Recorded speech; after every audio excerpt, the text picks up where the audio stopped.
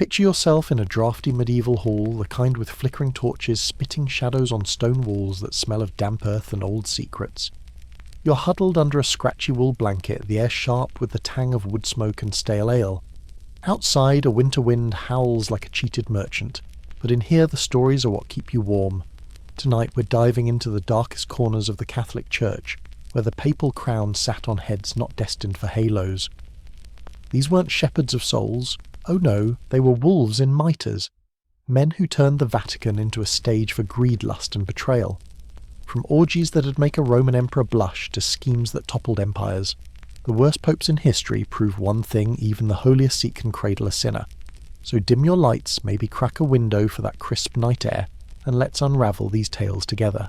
If you're enjoying this, give a nod, like the video, subscribe, and tell us where you're listening from, what hour's keeping you awake. Now let's start with a boy who made the papacy his playground, Pope John XXIII, the teen pope of sin. You're 18, barely old enough to grow a proper beard, and the year's 955. Imagine being handed the keys to the Western world's spiritual kingdom. That's what happened to Octavianus, a kid with no wisdom, no restraint, and a grin that said he'd rather roll dice than read scripture.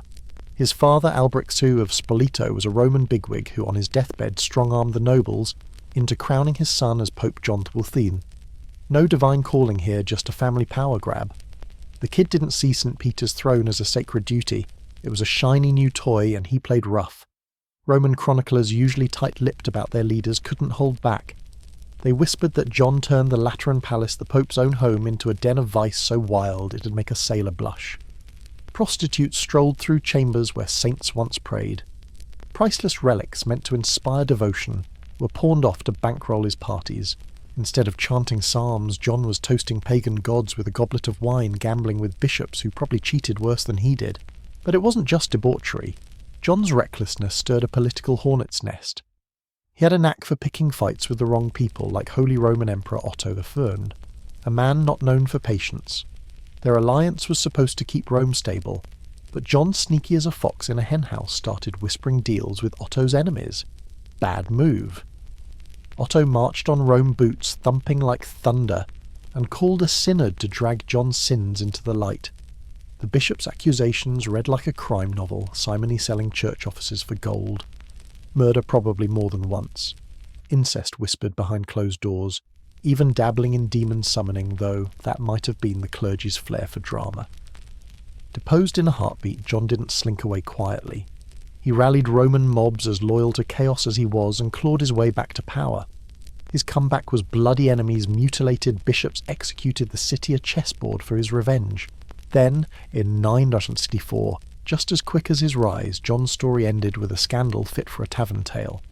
One story says a jealous husband caught him tangled in bed with his wife and delivered a fatal blow, probably with more than just words.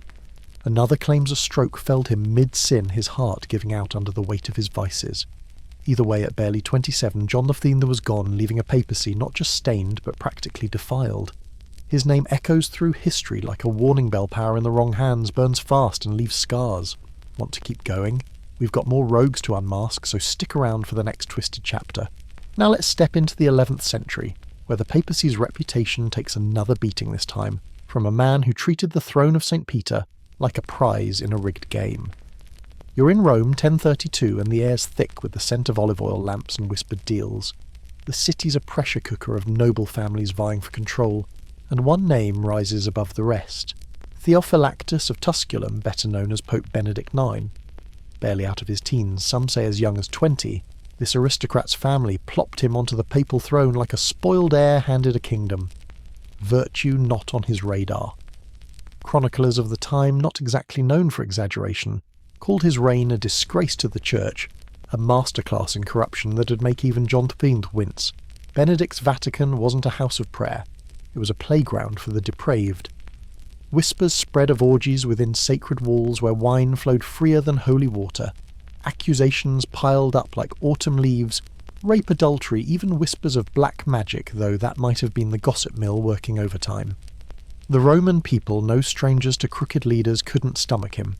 They revolted, driving him out in a storm of outrage. But Benedict, slippery as an eel, slunk back only to leave again, then return 3 times. He claimed the papacy, turning the Holy See into a revolving door. The real jaw-dropper, though, He sold the papacy. Yes, you heard that right. In a move that shocked even Rome's cynics, Benedict offered the papal crown to his godfather John Gratian for a pile of gold. Gratian, who became Pope Gregory VI, supposedly took the deal to save Rome from further chaos, but the transaction lit a fuse. The church plunged into a crisis with three men, Benedict, Gregory, and a rival, each claiming to be the true pope. The mess grew so tangled that Emperor Henry III had to step in like a weary parent sorting out squabbling kids. He called a council, and in a rare clean sweep, all three popes were ousted. Benedict didn't go quietly. He was excommunicated multiple times, depending on who held the reins. His name became a byword for shameless greed, a pope who played musical chairs with the holiest office in Christendom. Picture him now, a young man with a smirk gold jingling in his pockets, leaving a legacy not of faith but of infamy. Rome never forgot him, and neither will you. Ready for more. The next two popes will show you just how deep this rabbit hole goes. Step into Rome 1492, where the air hums with the scent of incense and ambition, and the Vatican's halls echo with whispers of deals struck in shadows. You're in the heart of the Renaissance, a world of art, intrigue, and ruthless power plays. Enter Rodrigo Borgia, crowned Pope Alexander VI, a man who didn't just flirt with scandal, he married it. This wasn't a pope who earned his tiara through piety. He bought it greasing palms in a conclave so crooked it'd make a thief blush. His papacy wasn't about saving souls. It was about building an empire for the Borgia name, a dynasty to rival kings. Picture him a sly fox with a velvet voice, his eyes glinting like coins as he plots his next move. Alexander's reign was a masterclass in nepotism. He didn't hide his children. Yes, children plural, a fact that raised eyebrows even in a city used to gossip. Cesare, his son, was made a cardinal, though he acted more like a warlord, carving out power with a blade sharper than his prayers. Lucrezia, his daughter, was a pawn in marriage alliances, her name tangled in rumours of poison, and worse, though some say she was more victim than villain. The Vatican under Alexander became a family business with loyalty to the Borgias' trumping devotion to God. And the parties, oh, they were legendary. Take the banquet of chestnuts, a night so infamous it's seared into history. Imagine the scene, 24 courtesans weaving through candlelit halls, nobles laughing as they tossed coins for dancers to catch in ways that'd make a monk faint. Alexander, perched on his throne, watched it all, a kingpin in a mitre. But it wasn't just debauchery. Alexander sold cardinalships like market wares, handing sacred titles to whoever paid the most, faith be damned. The church became a bizarre spirituality bartered for gold. Yet the man had a knack for governance. He fortified the papal state's streamlined, dusty bureaucracies, even commissioned art that still dazzles today. But no amount of Michelangelo could scrub the filth from his name. His end came in 1503, shrouded in mystery. Some say he sipped poison meant for a rival, his own schemes biting back.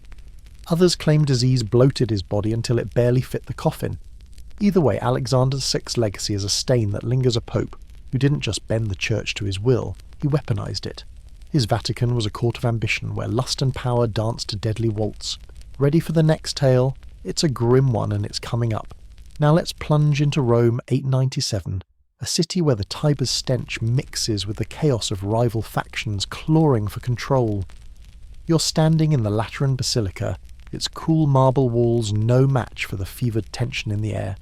The papacy's a prize in a brutal game, and Pope Stephen VI, propped up by the powerful Spoleto family, is about to stage a spectacle so bizarre it borders on nightmare. This isn't a tale of orgies or gold, it's the story of the Cadaver Synod, a trial that turned the Vatican into a theatre of the macabre. Picture it, a dead pope dug from his grave dressed in rotting vestments, propped on a throne to face judgment. That's the kind of grudge Stephen held, and you're about to see why. His target was Pope Formosus, Stephen's predecessor, who'd been dead for months. Formosus had backed the wrong political horse crossing the Spoleto clan, and Stephen wasn't one to let bygones be bygones, not even for a corpse. He ordered Formosus's body exhumed, dragged to the basilica, and seated for trial. The charges: perjury, breaking canon law, and snatching the papacy unlawfully. A deacon, voice trembling, was forced to speak for the corpse as Stephen bellowed accusations. The audience gaped, some horrified, others frozen as the body slumped, its skeletal fingers splayed. Guilty, Stephen declared. The sentence was as grotesque as the scene. Formosus's vestments were torn off, the fingers he'd used for blessings hacked away. and his body tossed into the Tiber like refuse. This wasn't just revenge, it was a power play. By condemning Formosus, Stephen nullified his ordinations, clearing the board for his own allies, but Rome's people weren't having it. The cadaver synod sparked riots, the city's cobblestones slick with outrage. Stephen's gamble backfired. Months later, his enemies stormed his cell, and he was strangled, his reign ending in a noose of his own making. The church tried to bury the episode. Formosus's body was fished out, reburied with honour, and the synod's rulings voided. But the image endures, a dead pope on trial, a moment when the papacy's dignity was dragged through the mud. Stephen Sykes' legacy isn't leadership. It's a grim reminder that politics can twist even the sacred into the absurd. Want more? The next chapter's waiting, and it's just as wild. Transport yourself to Rome, 1378, where the city's air is thick with the scent of sweat-soaked crowds and the clang of church bells gone hoarse. You're in a turbulent time, the papacy a hot coal tossed between feuding factions. Enter Bartolomeo Prignano, crowned Pope Urban VI, a man who didn't just wear the papal tiara, he wielded it like a warhammer. This isn't a tale of subtle corruption or velvet-gloved greed. It's the story of a pope whose paranoia and rage cracked the church in two. Picture him a wiry Italian with eyes like storm clouds, his temper flaring hotter than a summer forge. The cardinals, pressured by Roman mobs howling for a local pope, chose him to calm the chaos. Big mistake. Urban wasn't here to soothe, he was here to dominate. From the start, Urban ruled like a man expecting a knife in the back. He spurned advice, shouted down cardinals in public like they were errant schoolboys, and word has it lashed out at his staff for the smallest slip-ups. His fists weren't iron, but his temper was, and his face reddened with every perceived slight. Paranoia gnawed at him, whispering that his own cardinals were plotting treason. Instead of diplomacy, he chose violence. When a group of cardinals, maybe scheming or maybe just desperate to escape his wrath, started whispering rebellion, Urban pounced. He had them seized, thrown into dank cells and tortured. The Vatican's stone walls carried their screams, some beaten bloody others starved until they broke. 5 didn't make it out alive, executed without a whisper of trial. This wasn't just cruelty, it was chaos. Urban's brutality pushed the cardinals to a breaking point. A splinter group fled, and elected a rival Pope Clement VII holed up in Avignon. Thus began the Western Schism, a 40-year fracture that split Europe's loyalties between 2, sometimes 3 popes, each claiming St. Peter's throne. Kings picked sides, churches wavered, and the faithful wondered if God had turned his back. Urban didn't bend. He excommunicated his rivals, surrounded himself with brutes and yes-men, and ruled from an ever-shrinking circle of trust. His mind frayed, his allies dwindled, and Rome teetered on collapse. By 1389, he died alone, bitter his legacy, a church torn asunder. Urban VI wasn't just a bad pope. He was a tempest in white robes, leaving a trail of blood and division. The next tale's coming, and it's no less grim. Stay with me. Now let's stroll into 1513, Florence's golden glow spilling over into Rome, where the Vatican sparkles like a jewel box under the Renaissance sun. You're in a world of frescoed ceilings and clinking goblets, the air rich with the scent of spiced wine and ambition. Meet Giovanni de' Medici, crowned Pope Leo X, a man born to wealth and bred for power. This isn't your average pope. He's a Renaissance prince stepping onto St. Peter's throne like it's a stage for his grand performance. God gave us the papacy he's said to have quipped, so let's enjoy it. And enjoy it he did with a flair that'd make a king jealous. Picture him plump and polished, his laugh booming over feasts that never seemed to end. Leo's Vatican was a carnival of excess. Gold dripped from chandeliers, artists like Raphael painted walls into masterpieces, and poets spun verses for his pleasure. His court swelled with musicians, jesters and nobles, each night a pageant of silk and song. But beauty costs, and Leo burned through the church's coffers like dry tinder. When the gold ran dry, he found a new trick selling salvation. Indulgences, slips of paper promising less time in purgatory, for a price became his cash cow. Priests hawked them across Europe, chanting, "When the coin in the coffer rings the soul from purgatory springs." It was a spiritual slot machine, and the faithful lined up coins clinking. Gold poured into Rome, but so did resentment. In 1517, a German monk named Martin Luther had enough. He nailed his 95 Theses to a Wittenberg church door, calling out Leo's indulgences as a mockery of faith. Leo, lounging in his gilded bubble, laughed it off, calling Luther a drunken German who'd sober up. He didn't. Luther's words spread like wildfire, and Leo's excommunication only fanned the flames. The Reformation erupted, splintering Christendom as churches broke away. Leo, blind to the cracks beneath his throne, kept spending, kept performing. By 1521 he was dead, drowned in debt, unaware of the schism he'd ignited. His legacy, not the art he loved, but a church fractured by his excess. Leo X turned salvation into a marketplace, and the cost was Europe's soul.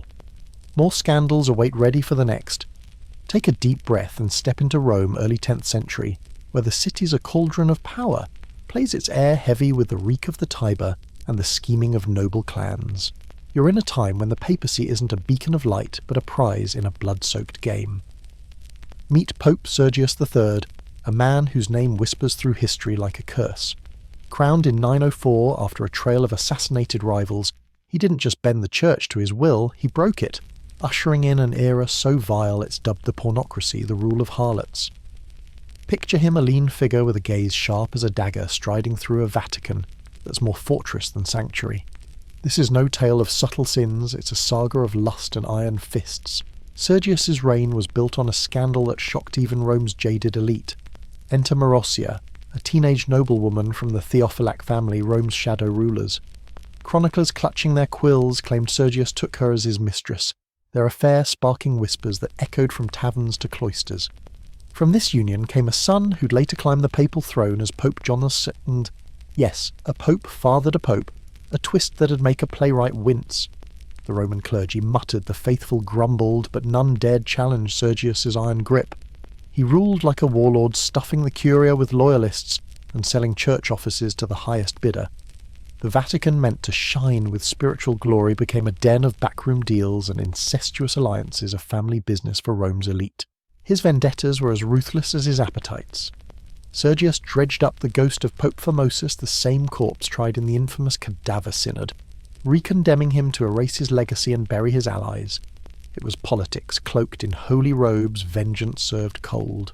Under Sergius, the papacy's dignity didn't just crack, it shattered, setting the stage for decades of Theophylact control. He died in 911, still feared, never loved his throne, a stepping stone for his bloodline's ambitions. Sergius III wasn't just corrupt, he was the spark that lit a fire of moral decay, a pope entwined in lust and lineage. The next story's waiting, and it's just as bold. Hang on tight. Now let's wander into 1294, where Rome's cobblestones are slick with rain, and the Vatican hums with the weight of a new pope's ambition. You're in a world where the papacy teeters on the edge of crisis, its last occupant having quit in a rare act of humility. Enter Pope Boniface VIII, a man who saw the papal throne not as a burden, but as a crown to rival emperors. This isn't a story of quiet corruption. It's about a pope who declared himself near divine only to be slapped down by the very kings he sought to rule. Picture him tall and stern, his voice booming like a cathedral bell proclaiming, "I am Caesar. I am emperor." His ego was a force of nature, and it nearly broke the church. Boniface's boldest move was his papal bull Unum Sanctum. A document that didn't just claim authority, it demanded the world's submission. He insisted that salvation itself hinged on bowing to the Pope, placing himself above kings and emperors. It was a power grab dressed in theology, and it didn't sit well with Europe's monarchs, especially Philip IV of France, a king as cunning as he was ruthless. When Boniface meddled in French affairs, taxing clergy to fund his wars, Philip struck back, accusing the Pope of heresy, immorality, even witchcraft charges as sharp as arrows. The feud escalated until 1303, when French allies stormed Boniface's residence in Anagni. In a moment that shook Christendom, they slapped the Pope across the face, a literal blow to his sacred aura. For 3 days, Boniface was a prisoner, humiliated by the monarch he'd tried to crush. Freed but broken, he died soon after, some say from illness, others from sheer rage. His enemies weren't done. Years later, they dug up his body, claiming it reeked of sulphur, a grim nod to damnation. Even Dante, in his Divine Comedy, tossed Boniface into Hell's Eighth Circle, a poetic jab at his arrogance. Boniface VIII pushed the papacy's pride to its limit, dreaming of godhood among men. Instead, he left a legacy of shattered respect, a cautionary tale of holy power turned tyrannical. More awaits ready for the next chapter. Slip into 1198, where Rome's air carries the scent of wax candles and the sharp tang of ambition. You're in a world where the papacy isn't just a spiritual office, it's a war machine, and Pope Innocent III is its commander. Don't let the name fool you. This man's hands are stained with more than ink. Crowned at 37, he's one of the most powerful popes ever, a mastermind who turned the church into an empire of swords and crusades. Picture him lean and intense, his eyes burning with purpose, pacing the Vatican stone floors as he dreams of a Christendom united under his iron will. This isn't a tale of personal vice, but of a pope who wielded holy war like a blade cutting deep into history. Innocent's weapon was the crusade, and he swung it with terrifying precision. He launched the Fourth Crusade, meant to reclaim Jerusalem for the cross, but the plan went haywire. Instead of reaching the Holy Land, the Crusaders, egged on by Venetian gold, sacked Constantinople in 1204, a Christian city gleaming with Byzantine glory. Churches were looted, nuns violated, relics stolen, all in God's name. Innocent thundered his outrage, but the spoil still landed at his feet, a bitter victory that fractured East and West for centuries. Closer to home, he unleashed the Albigensian Crusade against the Cathars, a heretical sect in southern France. His orders were chilling no mercy. In 1209, the city of Béziers fell, and when soldiers asked how to spare the faithful from heretics, the reply was brutal: kill them all. God will sort them out. Over 20,000 souls, men, women, children were slaughtered, the streets running red. Innocent didn't flinch. He saw heresy as a disease, and his cure was extermination. His reign laid the seeds for the Inquisition, a shadow that would haunt Europe. Yet he was no mere butcher. He tightened canon law, centralized church power, and shaped the papacy into a global force. By his death in 1216, he was satisfied his campaigns a grim success. But his legacy is a blood-soaked banner, a church that didn't just pray for souls, it waged war on them. Innocent III turned faith into a battlefield, and the scars still linger. One last reflection awaits. Let's wrap this up. Now let's pause in the quiet of this moment, the tales of scandal and sin still echoing like distant bells.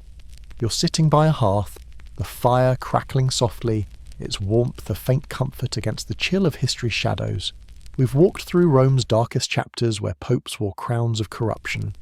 John Thiesen's brothel palace, Benedict Nomi's gold-grubbing games, Alexander VI's Borgia dynasty, Stephen VI's corpse trial, Urban VI's schism-shattering rage, Leo X's indulgence-fueled fracture, Sergius III's pornocracy, Boniface VII's godlike arrogance, and Innocent III's blood-drenched crusades. These men cloaked in holiness remind us that even the sacred can cradle the profane. Their stories aren't just gossip. They're a mirror to human nature, flawed and stubborn, capable of defiling the divine, yet always clawing toward redemption. Picture the Vatican now, its marble halls polished by time, but the stains of these reigns linger in the cracks. Each pope left a mark, some with greed, others with violence, all with ambition that burned brighter than their faith. Yet the church endured battered but unbroken, because people, for all their faults, are resilient. They laughed through famines, sang through wars, and rebuilt what tyrants tore down. These tales, grim as they are, aren't just about failure. They're about survival, about a world that kept turning despite men who tried to bend it to their whims. The papacy, for all its scars, became a stage where humanity's worst and best played out greed and grace, cruelty and courage. So as you settle deeper into your blanket, the night's hush wrapping around you, think on this: history isn't a straight path to glory. It's a messy, winding road littered with broken crowns and stubborn hopes. These popes, for all their infamy, are part of that story, a reminder that power tempts but humanity persists. If you've enjoyed this dive into the past, give a nod, like, subscribe, share where you're listening from. For now, let these tales fade like embers and rest easy. The church survived its worst shepherds, and tomorrow's another day to dream of better ones.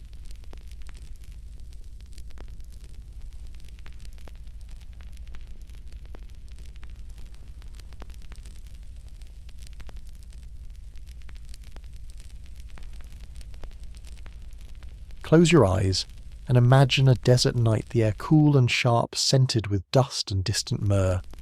You're sprawled on a woven mat beneath a sky so thick with stars it feels like you could pluck one down.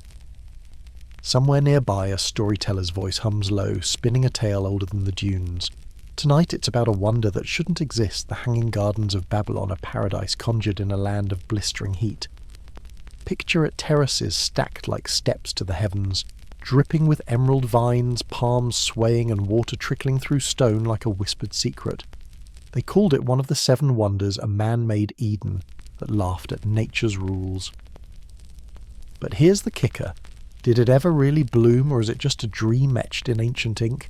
The story's allure is its mystery. No Babylonian scribe scratched out a record of these gardens, no ruin whispers their name. Yet Greek and Roman writers centuries later sang of their glory Strabo, with his talk of towering platforms Diodorus, with tales of a king's love for his queen. It's a puzzle that tugs at you like finding a half-torn map to a treasure no one's seen. Was it real? A marvel of engineering that fed a queen's homesick heart, or a myth spun to dazzle far-off readers? Either way, it's too beautiful to let go. So settle in, maybe flick on a fan for that desert breeze vibe, and let's chase this legend. If you're hooked, give a nod, like, subscribe, tell us where you're drifting off from.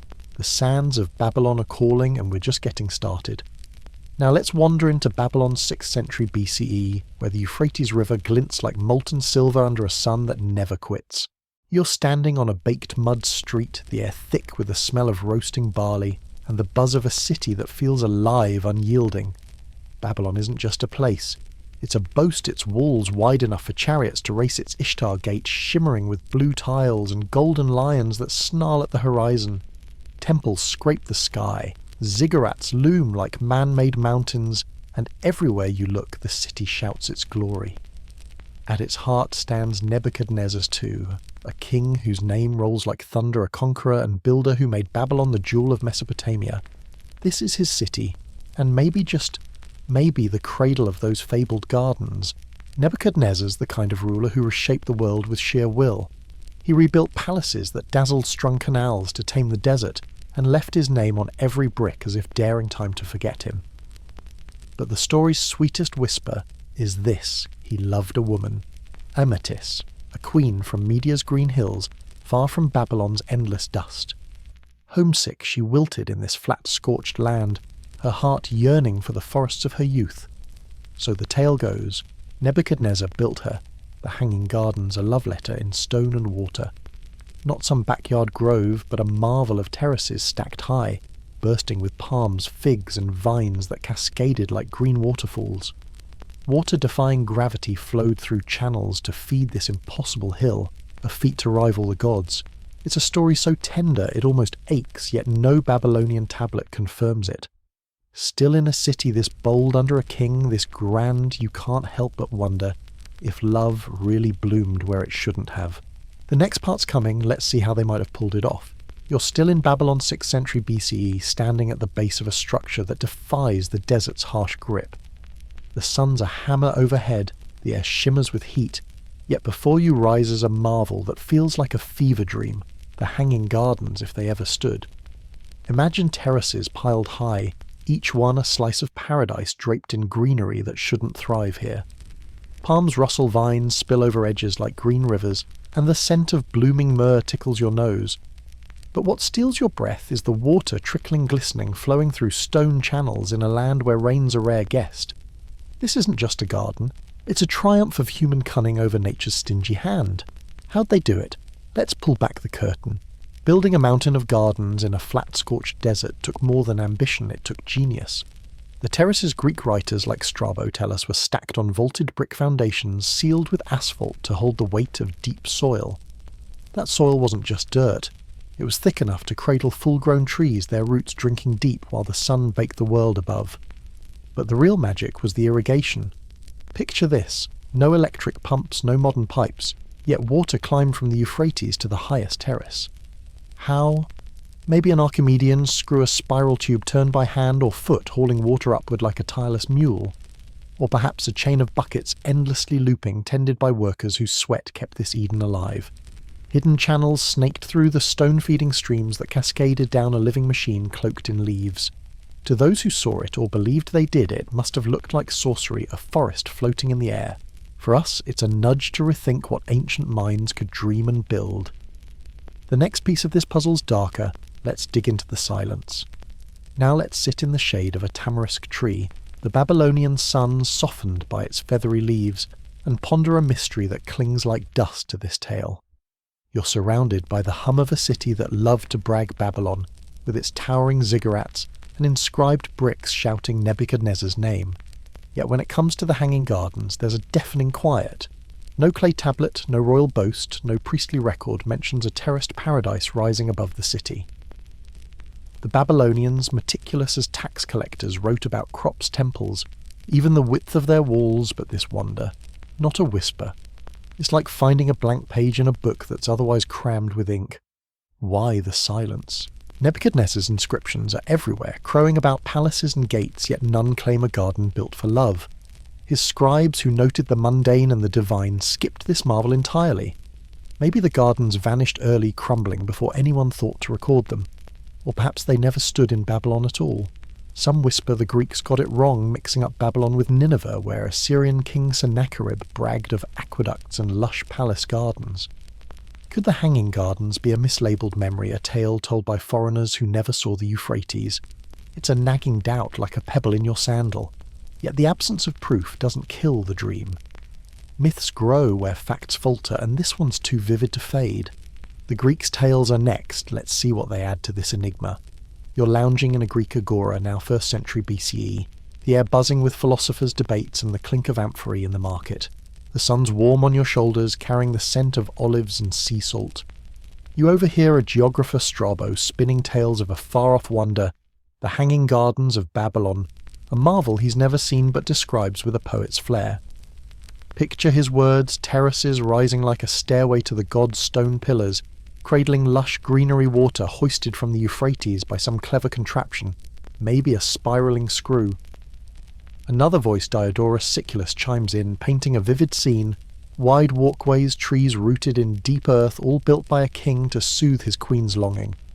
These Greek centuries removed from Babylon's prime speak with such conviction it's hard not to lean in. But here's the rub: they're retelling stories, not eyewitnesses, their words woven from older tales, perhaps stretched like dough in a baker's hands. These accounts, vivid as they are, spark questions. Why do Babylon's own records stay mute? Some scholars whisper a mix-up pointing not to Babylon but to Nineveh, Assyria's glittering capital. There King Sennacherib's tablets boast of gardens fed by aqueducts and a water-lifting device eerily like the Greeks' descriptions. Could the Hanging Gardens be an Assyrian marvel mislabeled by foreigners who blurred one Mesopotamian city with another? Dr. Stephanie Daly, a modern sleuth, argues this case, noting that Babylon sometimes meant any sacred city in ancient texts. It's a theory that clicks like a key in a lock, explaining the silence in Nebuchadnezzar's records. Yet it doesn't dim the legend's glow. Real or not, these gardens live in the Greek scrolls, a testament to human awe at what might have been. One last piece remains. Let's chase the heart of this tale. Now settle back under that starry desert sky, the cool night air brushing your skin like a soft veil. You're in Babylon again, or maybe just its memory, where the Hanging Gardens real or dreamed bloom eternal. This isn't just a story of stone and water. It's a love song, soft and human, whispered through time.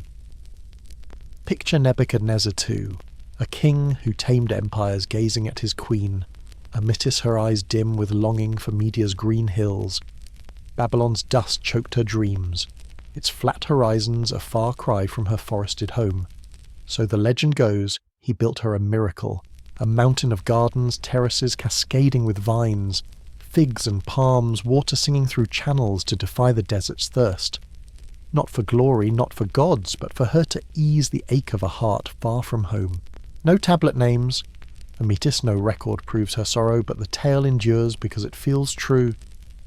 Who hasn't yearned to build something impossible for someone they love? The Greeks wove this romance into their accounts, and it stuck. Painting Nebuchadnezzar not as a conqueror, but as a man who sculpted paradise for one soul. Whether in Babylon or Nineveh, whether brick or myth, the garden's legacy is this: they remind us that even in a world of dust and power, love can spark wonders. They live in poems, paintings, and the quiet hope that somewhere beneath time's rubble roots still dream. As you drift towards sleep, let this story linger a whisper that the impossible can grow, fed by longing and will. The next tale's waiting, but for now rest in this ancient dream.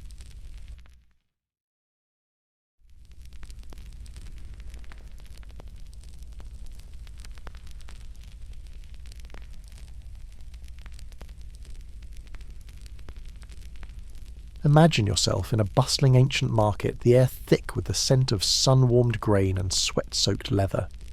You're in Mesopotamia, maybe 3000 BCE, where the sun beats down like a blacksmith's hammer, and traders shout over the bleating of goats. No coins jingle here, no paper rustles, just the raw pulse of barter goods swapped hand to hand. You've got a sack of barley, but you need a new cloak. The weaver wants fish, not grain, so you're stuck haggling until your throat's dry.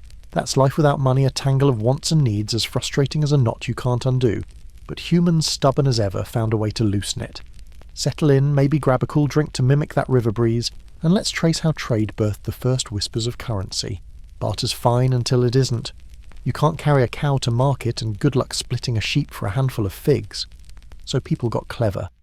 In Mesopotamia they used silver weighed in lumps called shekels, measured on clunky scales that merchants lugged around. No standard shape, just raw value trusted because it was rare and shiny. Across the seas, Pacific Islanders traded cowrie shells polished and strung, each one a tiny promise of wealth. In Mesoamerica, cacao beans weren't just for chocolate, they were counted like coins, 10 for a rabbit, 100 for a cloak. In Africa, iron hose doubled as trade tokens, their worth in their heft. These weren't money as you know it, but they were a shared language of value, letting strangers trade without swapping goats. It was trust made tangible, a spark that changed how humans connected. Like this tale? Give a nod, like, subscribe, tell us where you're chilling. The next step's shinier. Let's talk metal. Now picture yourself in Lydia around 600 BCE, in what's now Western Turkey. The market's alive with the clatter of carts and the tang of olive oil frying. You're holding something new, a small heavy disc of electrum, a gold-silver mix stamped with a lion's head. It's not just metal, it's a coin, a promise backed by a king's word. This isn't weighed silver or a sack of shells. It's money born to make trade smoother than a river's flow. Barter's fading, and this shiny bit of genius is why. You can buy bread, pay a debt, or bribe a guard without hauling a harvest. Let's dive into how metal became money and how it changed the world. Before coins, metal was already prized gold, silver, copper, bronze, all rare and tough enough to last. But every trade meant weighing chunks, testing purity, haggling over value. Lydia's king, maybe Croesus himself, had a better idea: shape metal into uniform pieces, stamp them with royal authority and call it done. These electrum coins, each the same weight, carried a lion's roar saying, "Trust this or answer to me."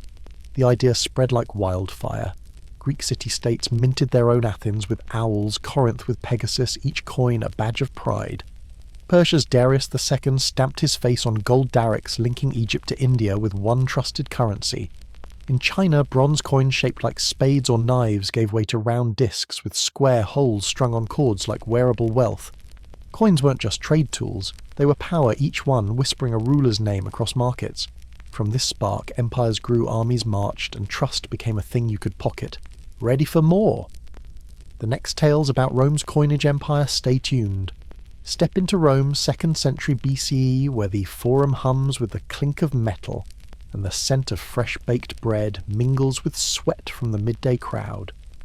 You're holding a silver denarius, its edges worn but gleaming, stamped with a god's profile on one side and an emperor's name on the other. This isn't just money, it's Rome's heartbeat, a tiny propaganda machine that binds an empire from Britain to Judea. Coins here aren't mere trade tokens, they're the emperor's face, in every palm a reminder of who rules when you buy a loaf or pay your taxes. Picture the mints churning metal, singing under hammers as Rome turns wealth into power. Let's unpack how Roman coinage became an empire's glue and why every clink told a story. Rome's coins started simple lumpy bronze chunks called as rood, bartered like heavy promises. But as the Republic grew, so did its ambition. Silver denarii and gold aurae emerged, each weighed and stamped with precision. A denarius paid a soldier's wage, bought wine or settled debts across seas. One side might show victory or Jupiter, the other Caesar's profile or a conquered city's fall. Every coin was a billboard shouting Rome's might. Emperors knew this. Augustus's face on a denarius wasn't vanity, it was control, his gaze meeting yours in every market. Rome absorbed local currencies, reissuing them under its eagle, uniting diverse lands with one jingle. But empires falter too. By the 3rd century, debasement crept in, less silver, more copper, sparking inflation that shook trust. Yet Roman coins outlasted legions found in Indian ports, and Nordic bogs, whispering of a world shaped by metal, like this nod, like, subscribe, tell us where you're at. Next, we're heading east for Asia's coinage tale. Now drift to ancient China, 3rd century BCE, where the market's alive with the tang of sesame oil and the clatter of bronze coins strung on cords. You're holding a round coin with a square hole, its edges smoothed by countless hands marked with a dynasty's name.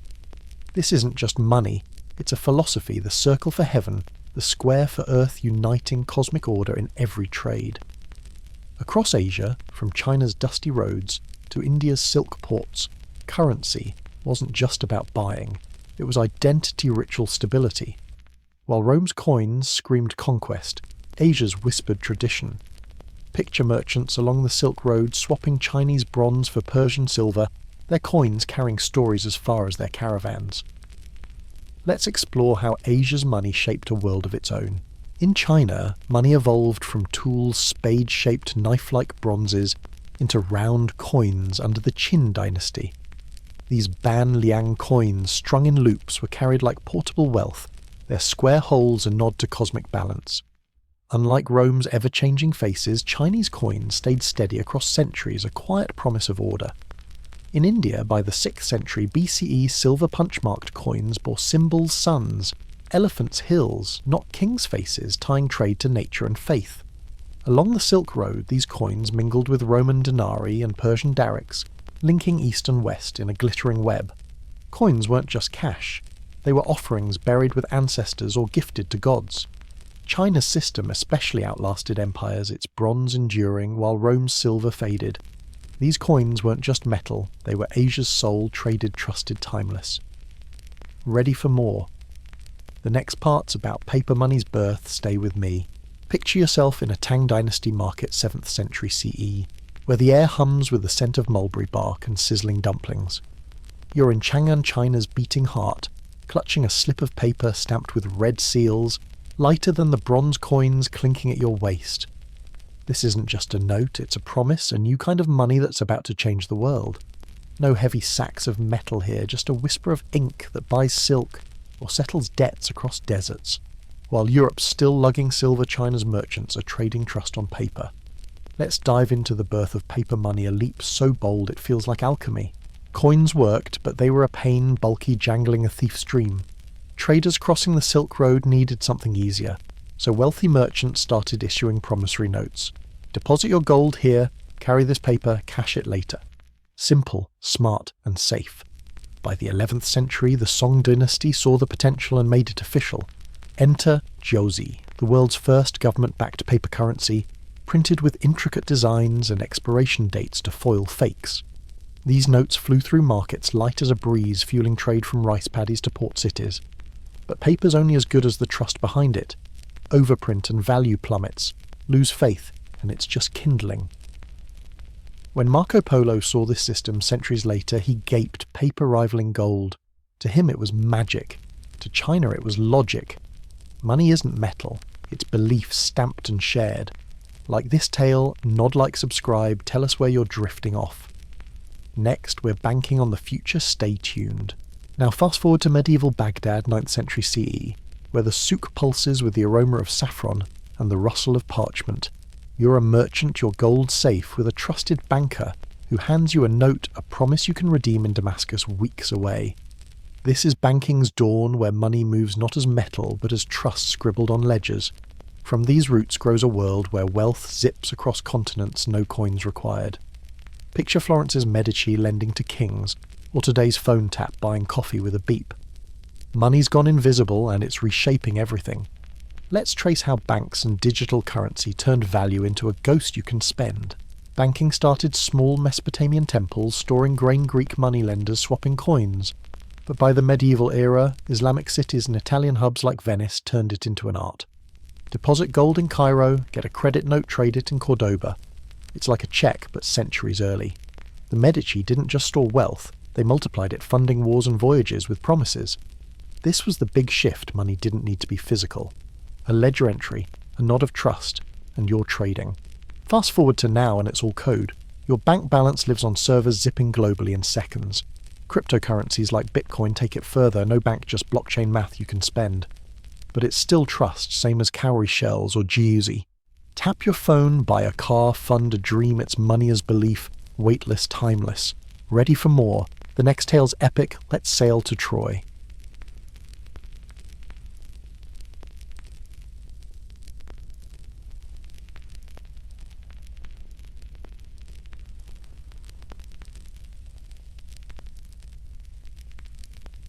Settle into a quiet night by the Aegean Sea, the air salty and cool with waves lapping like a soft lullaby. You're sprawled on a rocky outcrop, a fire crackling nearby, its glow dancing on your face. A bard's voice rises low and steady, weaving a tale of love and war that's burned in human hearts for millennia. The Trojan War sparked by Helen of Troy, a woman whose beauty they say launched 1,000 ships. Picture her, a Spartan queen, with eyes that held storms stolen, or maybe swayed by Paris, a Trojan prince with a reckless heart. Her flight triggered a Greek armada, led by kings like Agamemnon and warriors like Achilles to besiege Troy's towering walls for a decade. It's a saga of God's glory and grief, but was it real? Let's dive into this myth where truth and poetry blur like sea mist. If you're hooked, give a nod, like, subscribe. Tell us where you're dreaming from. The fire's warm and the story's just begun. This tale, sung by Homer, feels alive, its heroes larger than the stars above. Yet beneath the epic lies a nagging question: did a war rage at Troy? Or is it a poet's dream? Archaeologists found a city, Hisarlik, with scars of fire from the Bronze Age hinting at truth. But Helen, Achilles? No tablet names them. The myth's power isn't in proof, it's in feeling, in the way it captures pride, loss, and love's cost. Picture Greek ships slicing the sea, Troy's gates unyielding gods like Athena meddling from Olympus. Is a story that's shaped empires from Greece to Rome and still grips us today. So cozy up, maybe crack a window for that sea breeze, and let's chase the echoes of a war that might have been. The bard's ready, Homer's up next. Now you're in 8th century BC Greece, the air thick with olive wood smoke and the hum of a village gathered round a lyre-strumming poet. His name's Homer, a blind bard, they say, whose words weave the Trojan War into an epic that's more than a story. It's a mirror of the soul. You're leaning in the fire's glow on your face as he sings the Iliad. Not of Helen's flight, but of Achilles' rage, a warrior's pride clashing with fate under Troy's walls. This isn't history scribbled on clay. It's memory passed mouth to mouth, shaped by centuries of storytellers. Picture their voices rising and falling like waves, keeping the war alive through verse. Let's explore how Homer's song turned a distant fight into a legend that defined a people. Homer didn't see Troy burn, he lived 500 years after its supposed fall. Yet his Iliad and Odyssey pulse with details too sharp to be pure, fancy bronze armour, glinting chariots rattling warriors duelling like gods. Scholars reckon he drew from oral tales sung by bards who memorized epics like sacred hymns. These weren't just yarns. They were Greece's identity, a heroic age when Zeus watched and heroes bled. The Iliad starts mid-war Achilles sulking gods like Apollo picking sides. It's human pride, grief, glory wrapped in divine drama. Other lost tales the epic cycle told of Troy's fall, the Trojan horse, Odysseus's wanderings. To Greeks this was their past, not fable, each city claiming a hero's bloodline. But was it a real war bloated by time, or a skirmish spun into myth? Homer's genius lies in making it feel true, a saga that still sings. Ready for more? The ruins of Troy are next. Let's dig. Picture yourself standing on a windswept hill in northwestern Turkey. 19th century, the air sharp with the scent of earth and salt from the nearby Aegean. You're at Hisarlik, a mound that looks like nothing much, but beneath it lies a secret that's teased poets and diggers for centuries. Troy, the city of Homer's epic. Shovels bite into the dirt, unearthing layers of stone and ash, each a whisper of a lost world. This isn't just a dig, it's a hunt for truth, chasing a war that might have sparked the Iliad. Heinrich Schliemann, a dreamer with a spade, believed Troy was real, not a bard's fancy. Let's sift through the dust and see what his work and those who followed found, blending myth with the grit of reality. Schliemann dug with a passion that bordered on reckless slicing past Roman and Greek ruins to find what he called Priam's Troy. He unearthed gold jewellery, dubbed it the king's treasure, and draped it on his wife for a photo-romantic, but a bit too eager. Later, archaeologists with cooler heads showed he'd dug too deep, hitting a city from 2500 BCE, too old for Homer's war. But above it, in layers 6 and 7 from around 1300 to 1200 BCE, they found a Troy that fits the tale: fortified walls, towers, and signs of fire-charred beams, arrowheads, collapsed homes. Layer 7 especially screams of siege or disaster, its ruins dated to when the Trojan War might have raged. Was this the city Achilles stormed? Maybe. Some say an earthquake not Greeks brought it down. Others see a smaller fight puffed up by poets. Yet Hisilic's scars, real as the dirt under your nails, make Troy more than myth. It's a place worth fighting for, and the next part's about who might have fought. Stay with me. Now let's sail across the Aegean to Mycenae 1300 BCE, where the sun glints off bronze swords and the air smells of olive oil and forge smoke. You're standing before a massive stone gate, lions carved above it, guarding a palace that feels more fortress than home. This is the world of the Mycenaeans, the Greeks of Homer's tales, a people who might have sailed to Troy with vengeance in their hearts. They're not the classical Greeks of marble temples, but a gritty warlike bunch, their kings buried with gold masks and spears. Picture their world palaces on hills, chariots rattling scribes scratching taxes on clay. These are the warriors who could have been Agamemnon's army, and their story hints at a war less mythic, more real. The Mycenaeans ruled Greece from 1600 to 1100 BCE, their strongholds like Mycenae and Pylos built to last. Their art shows warriors in boar-tusk helmets, their tombs brim with swords and treasure, and their potteries found from Egypt to Troy proof they were no backwater. Their script to linear B-lists, arms, tribute and trade, painting a culture of power and conquest. No tablet says Trojan War, but they fought for control of trade routes, and Troy perched on the edge of Anatolia was a prize. Was Helen the cause, or was it gold ports or pride? A Mycenaean fleet crossing the sea to siege a rich city isn't far-fetched. It's their style, pragmatic and fierce. Their world was one of warlords, not demigods. Their battles less about divine wrath than cold ambition. Yet as these stories passed down, they grew wings, becoming the Iliad's epic. The next part digs deeper into myth versus truth. Grab a seat, it's getting good. You're sitting by a flickering oil lamp in a Bronze Age Greek village, the air heavy with the scent of cedar and sea brine. The year's around 1200 BCE, but the story you're hearing feels timeless, carried by a bard's voice that weaves gods and men into one aching tale. The Trojan War, as Homer tells it, is a clash of divine whims and human passions, Achilles' fury, Helen's beauty, Zeus balancing fate from Olympus. But strip away the poetry, and you're left wondering what's real in this saga of Troy. Picture the scene warriors in bronze, not demigods, sweating under Troy's walls, fighting not for love, but for trade routes or revenge. Let's peel back the myth's golden veneer, and sift for the gritty truth beneath where history and legend blur like smoke. Homer's Iliad paints heroes larger than life, Achilles a half-divine killing machine, Hector Troy's noble defender, Paris the lover who sparked it all, but no clay tablet names them, no tomb yields Achilles' shield. Yet the world Homer describes fits the late Bronze Age like a glove chariot's bronze spears fortified cities. Scholars think he tapped oral tales passed down for centuries, blending real conflicts with divine drama. The Mycenaeans, those warlike Greeks, could have raided Troy, a rich city controlling vital sea lanes. Names like Alexandrus Paris's other name pop up in Hittite texts, hinting at real chiefs and alliances, but gods meddling, that's the Greek worldview where storms were Poseidon's wrath, not weather. The war, if it happened, was likely dirtier, less epic duels, more starvation and skirmishes. Still, its memory grew shaped into a myth that mirrored Greek values, honoros hubris. It's not fact, but it feels true, and that's why it lingers. The fall of Troy's next, let's see how it ends. Now you're crouched in the shadow of Troy's towering walls around 1180 BCE, the air thick with dust and the tang of blood. The Greek siege has dragged on for years, the ground scarred from battles, the sea glittering with their ships. Troy's unyielding, its people weary but defiant. Then comes the tale's climax, the Trojan horse, a trick so cunning it's etched into eternity. Picture it, a massive wooden beast, hollow and gleaming, left on the beach as the Greeks fake a retreat. The Trojans starved for hope haul it inside as a victory prize. That night, Greek warriors slip from its belly, fling open the gates, and Troy burns temples aflame, King Priam slain a city reduced to ash. It's the stuff of legend, but did it happen? Let's stand amid the ruins and weigh the truth.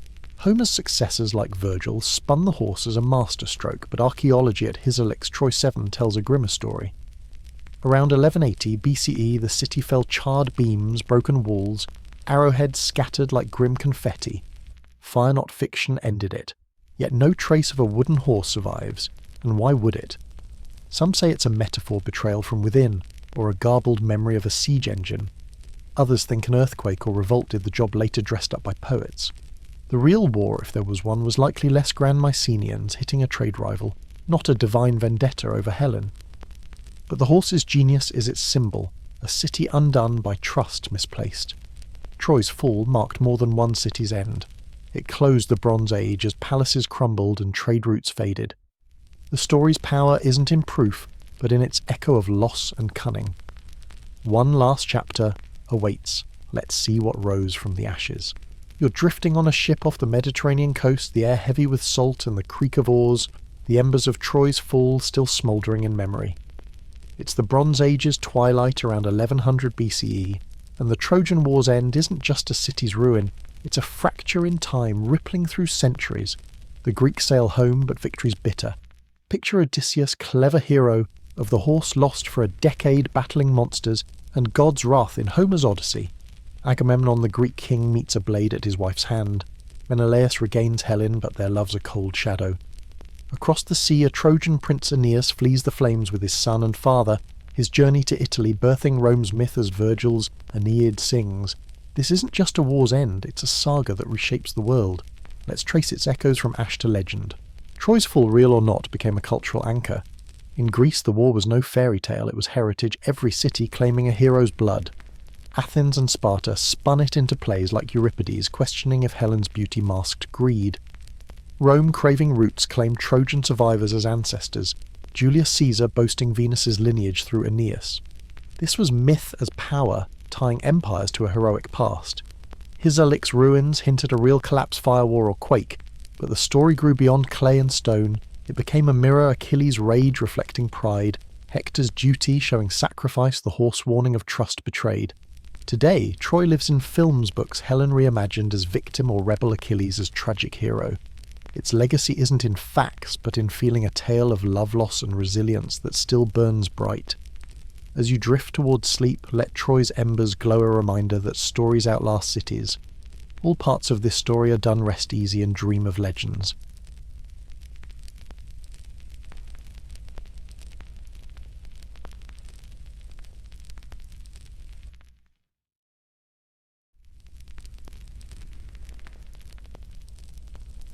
Picture this.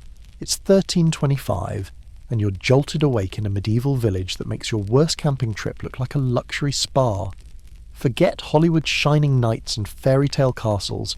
The Middle Ages are a gritty, grimy fight for survival, where you're more likely to wrestle fleas than dragons. If you're cozy in bed right now, hit that like button and subscribe. Only if you're vibing with this journey, and drop a comment with where you're tuning in from and what time it is.